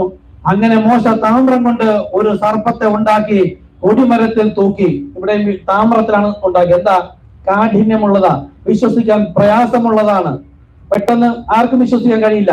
പിന്നെ സർപ്പം ആരെങ്കിലും കടിച്ചിട്ട് അവൻ താമ്ര സർപ്പത്തെ നോക്കിയാൽ അവൻ ജീവിക്കും. സംഖ്യാപുസ്തകം 21:8 മുതൽ 9 വരെയുള്ള വാക്യം. ഇസ്രായേൽ ജനങ്ങൾ പാപം ചെയ്തു, പാപം ന്യായം വിധിക്കപ്പെടേണ്ടതായിരുന്നു. അതിനാൽ താമ്രം കൊണ്ടുള്ള ഒരു സർപ്പത്തെ ഉണ്ടാക്കി ഒരു കൊടിമരത്തിന്മേൽ തൂക്കുവാൻ ദൈവം മോശയോട് കൽപ്പിച്ചു. അതിന്റെ മേൽ നോക്കിയവർ എല്ലാവരും പാപത്തിന്റെ ശിക്ഷയിൽ നിന്നും രക്ഷ പ്രാപിച്ചു. ഇന്നും നമുക്ക് നൽകിയിരിക്കുന്ന ഒറ്റ നാമം കർത്താവായ യേശുക്രിസ്തു. എല്ലാ നാമത്തിനും മേലായ നാമം. താമ്ര സർപ്പത്തെയും ഏറ്റവും മുകളിലാണ് വെച്ചത്. അതിൽ നോക്കിയവരെല്ലാം ജയം പ്രാപിച്ചു. കൊടിമരത്തിന്മേൽ ഉയർത്തിയ താമ്ര സർപ്പം ഏദൻ തോട്ടത്തിലെ പാപത്തിന്റെ പ്രതിരൂപമാണ്. ഓക്കെ, സർപ്പം ഹവ്വയെ വഞ്ചിച്ചു അവളെ പാപം ചെയ്യുവാൻ ഇടയാക്കിയതിന്റെ പ്രതിരൂപം. താമ്രം ന്യായവിധിയെ കുറിക്കുന്നു. താമ്രം കൊണ്ടുള്ള യാഗപീഠത്തിന്മേൽ പാപത്തിന് പരിഹാരമായി ബലി അർപ്പിക്കേണ്ടതിന്റെ അർത്ഥവും അത് തന്നെയാകുന്നു. കൊടിമരത്തിൽ ഉയർത്തപ്പെട്ട സർപ്പം യേശു ഭൂമിയിൽ വന്നു പൂർത്തിയാക്കിയ കാര്യത്തിന് ഒരു മാതൃകയാണ്. അതായത് ക്രൂശ് മരണ അടക്ക പുനരുദ്ധാനം, അതായത് സ്നാനം. അതിനെതിരെ നിൽക്കുന്നവരെല്ലാം ക്രൂശിന്റെ വചനത്തിന് ശത്രുക്കൾ തന്നെയാണ്. അവർ ന്യായവിധിയിൽ അകപ്പെടും. നിന്റെ രക്തം കൊണ്ട് ഞങ്ങളെ വിലയ്ക്ക് വാങ്ങി. ദൈവത്തിന്റെ കുഞ്ഞാടെ നീ യോഗ്യൻ. അവൻ നമ്മുടെ അതിക്രമ നിമിത്തം മുറിവേറ്റും നമ്മുടെ അതിക്രമ നിമിത്തം തകർന്നുമിരിക്കുന്നു. നമ്മുടെ സമാധാനത്തിനായുള്ള ശിക്ഷ അവന്റെ മേലായി. നമ്മുടെ സമാധാനത്തിന് എന്ന് പറയുമ്പോൾ യേശു പറഞ്ഞത്, ഞാൻ നിങ്ങൾക്ക് സമാധാനം തന്നേച്ചു പോകുന്നു. അത് ലോകം തരുന്ന സമാധാനമല്ല. എങ്കിൽ ആ സമാധാനം എന്താണ്? പരിശുദ്ധാത്മാവ്. അപ്പോൾ സമാധാനത്തിനായുള്ള ശിക്ഷ അവന്റെ മേലായി എന്ന് പറഞ്ഞാൽ പരിശുദ്ധാത്മാവ് എനിക്ക് ലഭിക്കുന്നതിന് എന്റെ മേലുണ്ടായിരുന്ന പാപത്തിന്റെ പരിഹാര മാർഗം യേശു നിറവേറി. അത് ഞാൻ നിറവേറിയാൽ സമാധാനം എന്ന പരിശുദ്ധാത്മാവ് എന്റെ മേൽ വരും. അപ്പോൾ കർത്താവായ യേശുക്രിസ്തു നാമത്തിൽ സ്നാനപ്പെടാത്ത ഒരു വ്യക്തിയുടെ ഉള്ളിൽ പരിശുദ്ധാത്മാവ് വരില്ല. അവരുടെ മേൽ വരും. വചനം കേൾക്കുന്നവരുടെ മേൽ പരിശുദ്ധാത്മാവ് വരാറുണ്ട്. അതല്ല. ഓക്കെ, അവന്റെ അടിപ്പിണരുകളാൽ നമുക്ക് സൗഖ്യം വന്നുമിരിക്കുന്നു. എല്ലാവരുടെയും അകൃത്യം കർത്താവ് തന്റെ മേൽ ഏറ്റുവാങ്ങി. യാതൊരു മനുഷ്യനും സഹിച്ചിട്ടില്ലാത്ത തരത്തിലുള്ള കഷ്ടങ്ങൾ അവൻ സഹിച്ചു. ക്രൂശ് വഹിക്കുന്നതിന് മുമ്പായി തന്നെ അതികഠിനമായ മനോവ്യഥയാൽ അവന്റെ സിരകളിലൂടെ ഓടിയിരുന്ന രക്തം വലിയ വിയർപ്പ് തുള്ളി പോലെ ശരീരത്തിൽ നിന്ന് ഇറ്റിറ്റ് വീണു. ഞാൻ വായിച്ചു, നിങ്ങളും കേട്ടു. അത്ര തന്നെ. ഒന്നുകൂടെ പറയാം, അപ്പോഴാണ് പ്രാധാന്യം മനസ്സിലാക്കും. ക്രൂശ് വഹിക്കുന്നതിന് മുമ്പ് അതികഠിനമായ മനോവേദനയാൽ അവന്റെ സിരകളിലൂടെ ഓടിയിരുന്ന രക്തം വലിയ വിയർപ്പ് തുള്ളികളെ പോലെ ശരീരത്തിൽ നിന്നും ഇറ്റിറ്റ് വീണു. അതായത് ക്രൂശ് വഹിക്കുക എന്ന് പറഞ്ഞാൽ പാപം ഭാരം ഏറി. നമ്മളും ഒരു തെറ്റ് ചെയ്താൽ ദൈവസന്നിധിയിൽ പ്രാർത്ഥിക്കാൻ വരുമ്പോൾ ആ പാപഭാരത്താൽ എന്റെ ഹൃദയം നുറുങ്ങണം, മനോവിഷമം ഉണ്ടാകണം. ഹൃദയം നുറുങ്ങിയവർക്ക് യഹോവ സമീപസ്ഥൻ.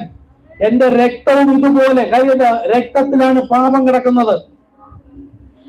യേശു പ്രാർത്ഥിക്കുന്ന സമയത്ത് അവരുടെ സിരകളിലൂടെ ഒഴുകിയ രക്തം അതുപോലെ വിയർത്ത് രക്തത്തുള്ളിയായി വീണുവെങ്കിൽ എന്റെ കണ്ണുനീർ ആ പാപഭാരത്താൽ, പാപം ചെയ്തുവെങ്കിൽ മാത്രം, എന്നൊന്നും കരയാനല്ല. യേശു നമുക്ക് വേണ്ടി മരിച്ചതും ക്രൂശിൽ മരിച്ചതും ഞാൻ എന്ന് നിലവിളിക്കാൻ വേണ്ടിയല്ല. ഞാൻ നിലവിളിക്കാതിരിക്കാനും ഞാൻ അനുഭവിക്കാതിരിക്കാനാണ് യേശു വെച്ചത്. പക്ഷെ കർത്താവ് നമ്മെ വെച്ചിരിക്കുന്നത് ഈ പാപം എന്ന് പറഞ്ഞ ലോകത്താണ്. ചെന്നായ്ക്കളിടയിലാണ്. പാപത്തിൽ വീണു പോകും. പാപത്തിൽ വീണു പോയവൻ ഹൃദയ നുറുക്കം ഉണ്ടാവുക തന്നെ വേണം. ചിരിച്ചുകൊണ്ടുവന്ന് പാപമോചനം ചോദിക്കാൻ ബൈബിളിൽ വ്യവസ്ഥയില്ല. മാനസാന്തരപ്പെടുക, മനസ്സ്, ആ ഹൃദയം, എന്നെ പാപം, എന്റെ തെറ്റ് അതിനോട് ചേർന്ന് നിന്നതിനെ അതിൽ നിന്ന് അന്തരപ്പെടുത്തുമ്പോൾ എനിക്കൊരു ഹൃദയ നുറുക്കം ഉണ്ടാകും. യേശു നമുക്കൊരു മാതൃക വെച്ചേച്ചു പോയിരിക്കുന്നു. ഇതുപോലെ പാപപരിഹാര മാർഗം തേടാത്ത പാപമൊന്നും ദൈവം ക്ഷമിക്കില്ല. നമ്മൾ വേദിക്കും പ്രാർത്ഥിച്ചല്ലോ, കർത്താവ് കേട്ടല്ലോ, ക്ഷമിച്ചല്ലോ, ഇങ്ങനെ മുമ്പോട്ട് പോയാൽ മതി. ഇല്ല, ഹൃദയം നുറുങ്ങിയവർക്കാണ് അവൻ യഹോവ സമീപസ്ഥൻ. ഓക്കെ,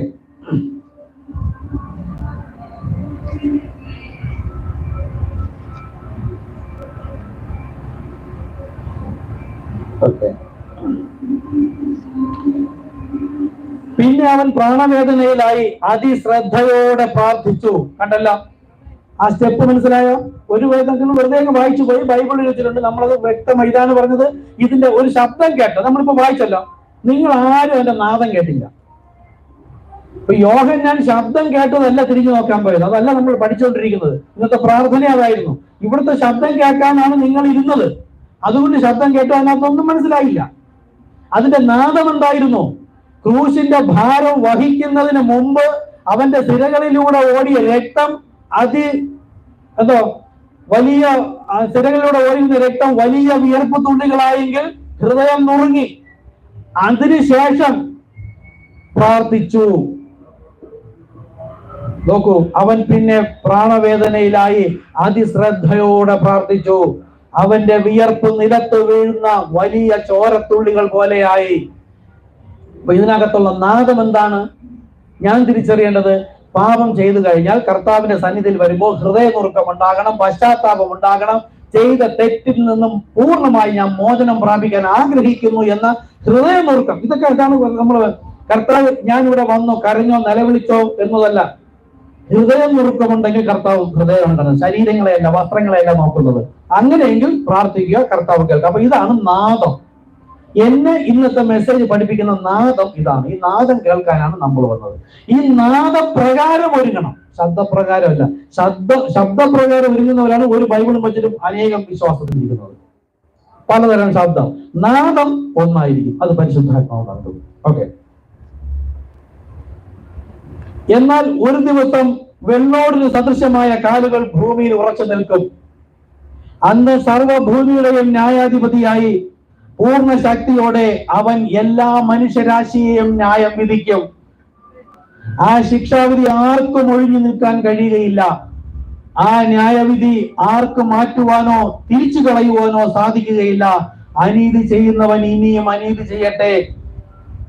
വിശുദ്ധൻ തന്നെ വിശുദ്ധീകരിക്കട്ടെ. അഴുക്കുള്ളവനെ അഴുക്കാടട്ടെ. നോക്കൂ, മാറ്റമില്ലാത്തത് അവനും അവന്റെ വചനവും മാത്രം. ആ വെള്ളോട്ടിൻ കാലുകൾ ശത്രുവിനെ തകർത്ത് കളയും. ആ കാലുകൾ എതിർ ക്രിസ്തുവിനെയും മൃഗത്തെയും അതിന്റെ പ്രതിമയെയും ദോഷം പ്രവർത്തിക്കുന്ന എല്ലാവരെയും നശിപ്പിച്ചു കളയും. യേശുവിന്റെ നാമം മാത്രം എടുക്കുകയും ആ നാമത്തിന്റെ തേജസ്സിനെ മലിനമാക്കുകയും ചെയ്ത എല്ലാ സഭാ സംഘടനകളെയും എതിർ ക്രിസ്തുവിനോടുകൂടെ തന്നെ ചവിട്ടി മെതിച്ചു കളയും. കർത്താവിന്റെ നാമം എടുക്കുകയും എന്നാൽ സംഘടനാ സഭയോടുകൂടെ ചേർത്ത് നിൽക്കുകയും, അതായത് ദുരുപദേശം കേൾക്കുകയും ചെയ്യുന്നവരെല്ലാം കൊന്നുകളയും. എല്ലാ ദുഷ്ടന്മാരും നിരീശ്വരവാദികളും ഭൗതികവാദികളും അത്യാധുനിക ചിന്തകരും സ്വതന്ത്രവാദികളും എല്ലാം ആ കൂട്ടത്തിലുണ്ടായിരിക്കും. മരണവും നരകവും പാതാളവും അതോടൊപ്പം നശിച്ചു പോകും. അതെ, അവയെല്ലാം തന്നെ നശിക്കും. അവൻ വരുമ്പോൾ പുസ്തകങ്ങൾ തുറക്കപ്പെടും. അത് ശീതോഷ്ണവാനായ സഭയും ബുദ്ധിയില്ലാത്ത കന്യകയും അവൻ കോലാടുകളിൽ നിന്ന് ചെമ്മരിയാടുകളെ വേർതിരിക്കും. രാജ്യത്വം അവൻ ഏറ്റെടുക്കും. എന്തുകൊണ്ടെന്നാൽ അത് അവനുള്ളത്. അവനോടൊപ്പം 1000-10,000 അവന്റെ മണവാട്ടിമാരും ഉണ്ടാകും. ഹല്ലേലൂയ. ഓ, മാനസാന്തരപ്പെടുന്നതിനുള്ള സമയം, തക്ക സമയം ഇതാകുന്നു. ഇപ്പോഴെങ്കിലും ഒരിക്കലുമില്ല. സമയം വൈകുന്നതിന് മുമ്പ് മാനസാന്തരപ്പെടുവിൻ. മരിച്ച അവസ്ഥയിൽ നിന്ന് നിങ്ങളെ തന്നെ ഉയർത്തെഴുന്നേൽപ്പിൻ. അത് പരിശുദ്ധാത്മാവിനാലായിരിക്കണം. ദൈവത്തെ അന്വേഷിപ്പിൻ. അങ്ങനെ ചെയ്യുന്നില്ലെങ്കിൽ നിങ്ങൾക്ക് നഷ്ടപ്പെടുന്നത് നിത്യജീവനായിരിക്കും. ഇപ്പോൾ സമയമുള്ളപ്പോൾ തന്നെ അത് ചെയ്തു കൊള്ളുവിൻ. അടുത്തത്, അവന്റെ ശബ്ദം പെരുവെള്ളത്തിന്റെ ഇരച്ചിൽ പോലെ. അതെന്താണ്? ആരുടേതാണെന്ന് നോക്കുക. വെള്ളം എന്തിനെയാണ് കാണിക്കുന്നത്? അത് വെളിപ്പാട് പുസ്തകം 17-ാമത്തെ അധ്യായം 15-ലുണ്ട്. നീ കണ്ടതും വേശ്യയിരിക്കുന്നതുമായ വെള്ളം വംശങ്ങളും പുരുഷാരങ്ങളും ജാതികളും ഭാഷകളും അത്രേ. അപ്പോ ലോകത്തുള്ള സകല മനുഷ്യരെയും ചേർത്ത് വെള്ളം എന്ന് പറയുന്നു. അവന്റെ ശബ്ദം പുരുഷാരത്തിന്റെ ഇരച്ചിൽ പോലെയും. അതെന്താണ്? അവിടെ ന്യായവിധി നടക്കുകയാണ്. ആ ശബ്ദം സാക്ഷികളുടെ കൂട്ടത്തിൻ്റെതാണ്. ആരുടെയാണത്? സുവിശേഷം അറിയിക്കാൻ പോകുന്നവരുടെ. സഭയ്ക്കകത്ത് വന്ന് സാക്ഷ്യം പറയുന്നവരുടെ അല്ല. അതിപ്പോൾ നമ്മുടെ കൺവെൻഷൻ കേട്ടു, അതിനകത്തും പറയുന്നു സാക്ഷ്യം ദൈവത്തിന്റെ മുമ്പിൽ സാക്ഷികളാ പറയാൻ പറഞ്ഞാൽ ഇവിടെ വന്ന് പറയുന്നതല്ല, അത് ദൈവം എനിക്ക് ചെയ്ത നന്മയ്ക്ക് ദൈവത്തെ സ്തുതിക്കുന്നതാണ്. നമ്മൾ സാക്ഷ്യം എന്ന് പറയുന്നു, പക്ഷെ അത് ഏതാണ് പ്രവാചകന്റെ മെസ്സേജാണ്, പെർഫെക്റ്റ് എന്നൊരു മെസ്സേജാണ്, ഇംഗ്ലീഷിലേ ഉള്ളൂ. അതിനകത്ത് പറയുന്നത് ദൈവം എനിക്ക് ചെയ്ത നന്മ പ്രകാരം ഞാൻ ദൈവത്തെ സ്തുതിക്കുന്നതിനുള്ള ഒരു അവസരമാണ്. സാക്ഷ്യം എന്ന് പറയുന്നത് ദൈവത്തിന്റെ വചനം വിശ്വസിച്ച് പ്രമാണിച്ചനുസരിച്ച് ആ ജീവിതം എന്നിൽ കാഴ്ച ഞാൻ ജീവിക്കുന്ന ജീവിതമാണ് ദൈവം സാക്ഷ്യമായി കരുതുന്നത്. മറ്റൊന്നും ദൈവം സാക്ഷ്യമായി കരുതില്ല. മനസ്സിലാവുന്നുണ്ടോ? ഓക്കെ. അപ്പോ ഇവിടെ സാക്ഷ്യം എന്ന് പറഞ്ഞാൽ ദൈവത്തിന്റെ നാമത്തെ അല്ലെങ്കിൽ ആ സുവിശേഷം, ഈ അന്ത്യകാലത്തും സുവിശേഷം അറിയിക്കുന്ന ആ സാക്ഷ്യം, ദൈവം പറഞ്ഞു സുവിശേഷം അറിയിക്കാൻ, ആ ജീവിതം ജീവിക്കുമ്പോൾ ആ സാക്ഷ്യം എന്റെ മേൽ വരുന്നു. അവരുടെ ശബ്ദമാണ് അവിടെ കേൾക്കുന്നത്. പരിശുദ്ധാത്മാവിനാൽ കാലകാലങ്ങളിൽ ക്രിസ്തുവിനെ സാക്ഷീകരിക്കുകയും അവന്റെ സുവിശേഷം പ്രസംഗിക്കുകയും ചെയ്യുന്നവരാണത്. കണ്ടല്ലോ, പാപത്തിനുള്ള മുന്നറിയിപ്പ് ശ്രദ്ധിക്കാതെ പാപം ചെയ്തവർക്കെതിരായി സാക്ഷികളായി എഴുന്നേൽക്കുന്ന ന്യായാധിപ സംഘത്തിൽ ആ സാക്ഷികൾ പറയും, അതാകുന്നു സാക്ഷ്യം. ആ ശബ്ദം, അതായത് നമ്മളിന്ന് ഈ ട്രാക്ട് കൊണ്ട് കൊടുക്കുമ്പോഴും നെറ്റ് തീർന്നു, 100 ഉള്ളൂ, 2 GB ഉണ്ടായിരുന്നു. ഓക്കെ, ഇപ്പൊ കട്ടാവും, നമുക്ക് നിർത്താം. അപ്പോൾ ട്രാക്ട് കൊണ്ട് കൊടുക്കുമ്പോൾ കേട്ടിട്ട് വിശ്വസിക്കാത്തവരും ഈ ട്രാക്ട് കൊണ്ട് കൊടുത്ത ആളുമായിട്ട് ദൈവസന്നിധി നിൽക്കുമ്പോൾ അവരുടെ മുമ്പിൽ വരും സാക്ഷികൾ. അതാണ് തകർത്ത ഇടി മുഴക്കം പോലെ, പെരുവെള്ളത്തിന്റെ ഇരച്ചിൽ പോലെ എന്ന് പറഞ്ഞാൽ കർത്താവിന്റെ സുവിശേഷം അറിയിക്കുന്ന വ്യക്തികളുടെ സാക്ഷ്യം അന്ന് അവിടെ ന്യായാസനത്തിൽ വരുന്നതാണ്. നമുക്ക് നിർത്താം, ഇതിനെ കുറിച്ച് കൂടുതലുണ്ടെന്ന് തീരില്ല. ഓക്കെ, എഴുന്നേൽക്കാം. അപ്പോൾ നമ്മൾ ഇന്ന് കേട്ട നാദം ഒന്ന്, നാം തെറ്റ് ചെയ്യുന്നവരാണ്, പാപം ചെയ്യുന്നവരാണ്. കർത്താവിനോട് ഏറ്റു പറയുമ്പോൾ ഹൃദയമുറക്കത്തോടുകൂടി ആയിരിക്കണം. ആരെങ്കിലും ബോധ്യപ്പെടുത്താനോ ഒരു ശബ്ദമുണ്ടാക്കിയിട്ട് ഒരു കാര്യമില്ല. എന്റെ സിരകളിലൂടെ ഓടുന്ന രക്തം തിളയ്ക്കണം. കാര്യം എന്താ? രക്തത്തിലാണ് പാപം. ഞാൻ ചെയ്തത് പാപമായി ഇടകലർന്നിരിക്കുന്ന രക്തത്തിന് അന്തരംഗം തുടിക്കണം, ഹൃദയം വൈബ്രേറ്റ് ചെയ്യണം, എന്റെ മനസ്സ് തേങ്ങണം. എന്തിനാ? ഒരു തുള്ളി കണ്ണീരെങ്കിലും വരണമെന്ന് പറയുന്നത് യേശു കണ്ണുനീർ വാർത്തു. ഓക്കെ, യേശു പ്രാർത്ഥിക്കുന്ന സമയത്തും കണ്ണുനീർ വാർത്തു. ആ ഹൃദയത്തിലുള്ള തേങ്ങൽ അത് വാസ്തവമെന്ന് ദൈവം കാണുകയും ആ പാപത്തെ കർത്താവ് പൂർണ്ണമായി ക്ഷമിക്കുകയും ചെയ്യും. അതുകൊണ്ട് പ്രവാചകൻ എപ്പോഴും പറയുന്നു, ഹൃദയമുറുക്കമില്ലാത്ത പ്രാർത്ഥന ദൈവം കേൾക്കുകയില്ല. പ്രാർത്ഥിക്കാം. കരുണയുള്ള കർത്താവേ, ഞങ്ങൾ നാദം കേൾക്കുവാനായി വന്നു. ഒരു നാദമെങ്കിലും തിരിച്ചറിഞ്ഞ് ആ വചനത്തോടൊപ്പം നിൽക്കുവാൻ സഹായിക്കണമേ. വെള്ളോടിന് സദൃശ്യമായ കാലുകൾ, ആ വെള്ളോട് ആ കാല് കാണിക്കുന്ന ശരീരമാണ്. ശരീരം വിശുദ്ധന്മാർ മണവാട്ടിമാരാണ്. എന്നാൽ അതേ ആ വെള്ളോട് തന്നെ വചനം തിരസ്കരിച്ചവരെ ന്യായം വിധിക്കുന്നു. കർത്താവായ യേശുവേ, നമ്മുടെ തെറ്റുകൾ പൂർണ്ണമായി ക്ഷമിക്കണമെന്ന് പ്രാർത്ഥിക്കുന്നു. ഇന്ന് ആർദ്രതയോടെ നോക്കുന്ന, സ്നേഹത്തോടെ നോക്കുന്ന, മനസ്സിലോട് നോക്കുന്ന ഈ കണ്ണുള്ള യേശു ഒരിക്കൽ അഗ്നിജ്വാലയ്ക്കൊത്ത കണ്ണോടുകൂടി നിൽക്കുന്നത് ഞാൻ കാണാൻ കഴിയുന്ന ഒരു കണ്ണ് എനിക്ക് തരണമേ എന്ന് പ്രാർത്ഥിക്കുന്നു. എന്റെ പാപങ്ങളെ, തെറ്റുകളെ പൂർണ്ണമായി ഏറ്റുപറഞ്ഞ് ഉപേക്ഷിച്ചില്ല എങ്കിൽ ആ മരണത്തിൽ അകപ്പെട്ടു പോകുന്ന അവസ്ഥ മുൻ കണ്ടുകൊണ്ട് ഓരോ നിമിഷവും ക്രിസ്തുവിനോട് ആയിരിക്കാൻ, ഹൃദയനുർക്കത്തോടുകൂടെ ആയിരിക്കാൻ, അത് കഴിഞ്ഞാൽ പിന്നെ സ്നേഹത്തിൽ ക്രിസ്തുവിൽ എപ്പോഴും സന്തോഷിപ്പിന് ഇടപെടാതെ പ്രാർത്ഥിപ്പിന് എല്ലാത്തിനും സ്തോത്രം ചെയ്തുകൊണ്ട് കർത്താവായ യേശു ക്രിസ്തുവിനോട് ആയിരിക്കാൻ പരിശുദ്ധാത്മാവെ നമ്മെ സഹായിക്കണമേ എന്ന് പ്രാർത്ഥിക്കുന്നു. അന്തരംഗത്തിൽ തുറന്നു തരണമേ, ആത്മക്കണ്ണിൽ തുറന്നു തരണമേ. ഞാനിപ്പോൾ ക്രിസ്തുവിലായിരിക്കുന്നുവോ, വീണുപോയ അവസ്ഥയിലാണോ എന്ന് കാണുവാൻ കർത്താവെ പരിശോധിക്കുവാൻ എന്റെ ആത്മക്കണ്ണ് തുറന്നു തരണമേ. എന്നോട് സംസാരിക്കണമേ കർത്താവെ. ലോകത്തിന്റെ ശക്തിയാലല്ല, പരിശുദ്ധാത്മാവിനാൽ, ദൈവത്തിന്റെ ശക്തിയാൽ തന്നെ എഴുന്നേൽക്കപ്പെടുവാൻ, ആ വചനത്തിൽ തന്നെ നിലനിൽക്കുവാൻ പരിശുദ്ധാത്മാവെ നാം നമ്മെ സമർപ്പിക്കുന്നു. കരങ്ങളെ ഉയർത്താൻ. കരുണയുള്ള കർത്താവെ, വാക്കുകൊണ്ട്, നോട്ടം കൊണ്ട്, ചിന്ത കൊണ്ട്, പ്രവൃത്തി കൊണ്ട് എപ്പോഴും തെറ്റിപ്പോകുന്നു. കരുണയുള്ള കർത്താവെ, കർത്താവായ യേശു, നീതിമാൻ ആരുമില്ല, ഒരുത്തൻ പോലുമില്ല. ചുറ്റും പാപം, ചുറ്റും പാപം. നോക്കുന്നത്, കാണുന്നത്, ശ്വസിക്കുന്നത്, പറയുന്നത് എല്ലാം പാപം. അതിനിടയിൽ നിന്ന് കർത്താവെ, ഭയഭക്തി വിറയലോടുകൂടെ ജീവിച്ച് ക്രിസ്തുയേശുവിനെ മഹത്വം പെടുത്തുകൊണ്ട് ജീവിപ്പാൻ കരുണയുള്ള കർത്താവെ നാം നമ്മെ സമർപ്പിക്കുന്നു. എനിക്ക് ചെയ്യാൻ സാധിപ്പാൻ കഴിയാത്തവരെ സാധിപ്പാനാകുന്നു പരിശുദ്ധാത്മാവിന് നൽകിയിരിക്കുന്നത്. ഒരു ക്രിസ്തീയ വിശുദ്ധ ജീവിതം ജീവിപ്പാൻ നമുക്ക് കഴിയില്ല കർത്താവെ. അതിന് സഹായിപ്പാൻ പരിശുദ്ധാത്മാവിനെ പൂർണ്ണ ശക്തിയോടുകൂടെ നമ്മെ വഴി നടത്തി കർത്താവിന്റെ മുമ്പിൽ തേജസ്സിൽ എടുക്കപ്പെടുവാൻ പരിശുദ്ധാത്മാവെ നമ്മെ സഹായിക്കണമേ എന്ന് പ്രാർത്ഥിക്കുന്നു. നമ്മോട് ചെയ്ത പിഴകള്, മറ്റുള്ളവർ ചെയ്ത പിഴകളെ നമ്മോട് ക്ഷമിക്കണമേ. നാം ചെയ്ത പാപങ്ങളും തെറ്റുകുറ്റങ്ങളും പൂർണ്ണമായി നമ്മോട് ക്ഷമിച്ച് മറ്റുള്ളവരോട് ക്ഷമിച്ച് കരുണയുള്ള കർത്താവെ ആത്മവ്യവസ്ഥയിലാക്കിക്കൊണ്ട് ഓരോ നിമിഷം കർത്താവോട് ചേർന്നിരിക്കാൻ സഹായിക്കണമേ എന്ന് പ്രാർത്ഥിക്കുന്നു. ഹൃദയം നുറുക്കുന്നവർക്ക് യഹോവ സമീപസ്ഥൻ. പാപങ്ങൾ ക്ഷമിച്ചതിനായി നന്ദി ഞങ്ങൾ വിശ്വസിക്കുന്ന കർത്താവെ. അത് ആത്മാവിൽ അനുഭവിച്ചറിയാൻ തക്കവണ്ണം കർത്താവിന്റെ സ്നേഹം പകർന്നു തന്നതിനായി നന്ദിയോടെ തുടിക്കുന്നു. സകലതും അങ്ങനെ നാമ മഹത്വത്തിനായിരിക്കട്ടെ. യേശു ക്രിസ്തു നാമത്തന്നെ. ആമേൻ, ആമേൻ.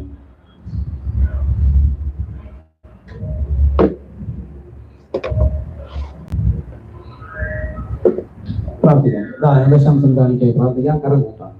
കരുണയുള്ള കർത്താവേ സ്തോത്രം. പുഴുവും തുരുമ്പും കെടുക്കാതെയും കള്ളന്മാരെ തുറന്നു മോഷ്ടിക്കാത്തതുമായ സ്വർഗത്തിലെ നിക്ഷേപമായി സ്വീകരിച്ചതിനായി നന്ദി കർത്താവേ. നാം അങ്ങിലും അങ്ങ് നമ്മിലുമാകുമ്പോൾ നമുക്ക് ലഭിച്ചതെല്ലാം ക്രിസ്തുവിൽ നിന്നാകുന്നു. കർത്താവിന്റെ മുമ്പിൽ സകലവും നഗ്നവും നൽകുന്നതുമാകുന്നു. ഞാനത് നൽകിയെങ്കിൽ പൂർണ്ണമായും മരിപ്പിച്ചുകൊണ്ട് ദൈവരാജ്യത്തിന്റെ വിസ്തൃതിക്കായി ആത്മാവിന്റെ ഫലം കഴിപ്പാൻ തക്കവണ്ണം ആകാശത്തിലേക്ക് ഈ വാതിലുകളെ തുറന്ന് സന്തോഷ സമൃദ്ധിപ്പോരായി വരുവോളം അവർ നൽകുന്ന മഹാകൃപയ്ക്കായി നന്ദിയോടെ സ്തുതിക്കുന്നു. യേശു ക്രിസ്തു നാമത്തന്നെ. ആമേൻ, ആമേൻ. ആശീർവാദം. കർത്താവ് യേശു ക്രിസ്തുവിന്റെ കൃപയും സമാധാനവും സന്തോഷവും സ്നേഹവും കൂട്ടായ്മയും കർത്താവിന്റെ വരവുവരെയും നമ്മളെല്ലാവരോടും എല്ലായ്പ്പോഴും ഉണ്ടായിരിക്കുമാറാകട്ടെ. ആമേൻ, ആമേൻ. Hallelujah, hallelujah. ഈ കൂട്ടായ്മ തിരിച്ചു. കർത്താവ് യേശുവേ വേഗം വരണമേ.